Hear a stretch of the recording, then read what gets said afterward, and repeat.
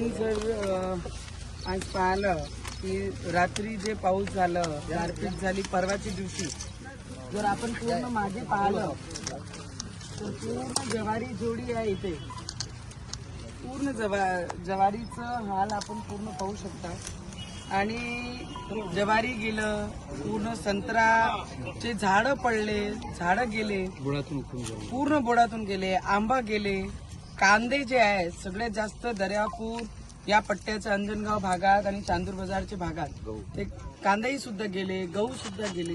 आणि आज आपण पाहू शकतो. आणि मी सुद्धा पंचनामेसाठी कलेक्टर सोबत, प्रधान सचिव यांच्या सगळ्यांसोबत, आपण सेक्रेटरी सोबत बोललो आहे की लवकरात लवकर यांना काय मदत करता येईल सरकारकडनं ते आपण केलं पाहिजे. पण अतिशय दुःख वाटत आहे की एवढी चांगली ज्वारी असताना सुद्धा आज यांचे शेतकरी अमोल भाऊचं शेत आहे आणि त्यांच्या हाती काहीच लागणार नाही. कारण की जे ज्वारी आहे पूर्ण काळी पडत आहे आणि या पद्धतीचा त्याचा पूर्ण प्रकार झालेला आहे.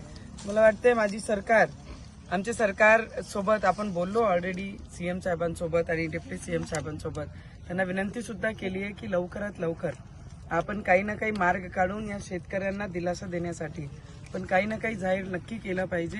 या कारणाने या शेतकऱ्यांचं मरण होईल नाही आणि जे भविष्य त्यांचं ते सुरक्षित झालं पाहिजे. या पद्धतीने पूर्ण शेताचे शेत खराब झालेले आहे.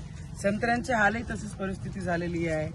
आंब्याची परिस्थिती तशीच झालेली आहे. कांदे, काल तर मी अक्षरशः पूर्ण कांदे पाहिले होते दर्यापूर अंजनगावच्या मधातमध्ये सुद्धा की पूर्ण भरून आणि कापून ते शेतात पडले होते. आणि तेव्हाच पूर्ण पाऊस आला आणि पूर्ण नुकसान तिथेही झालं आणि चांदूर बाजार तालुक्यामध्ये सुद्धा.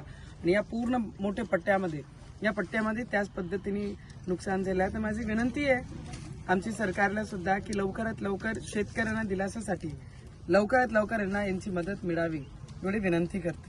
आंबे पूर्ण खाली आले. ज्वारी आहे, टोमॅटो झाडं पडले खाली.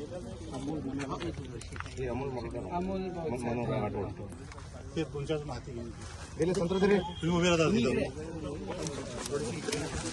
या अंदर माहिती घे रमेश कुमार.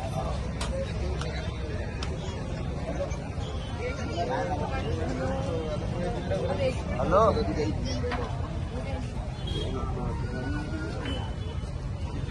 नाही ना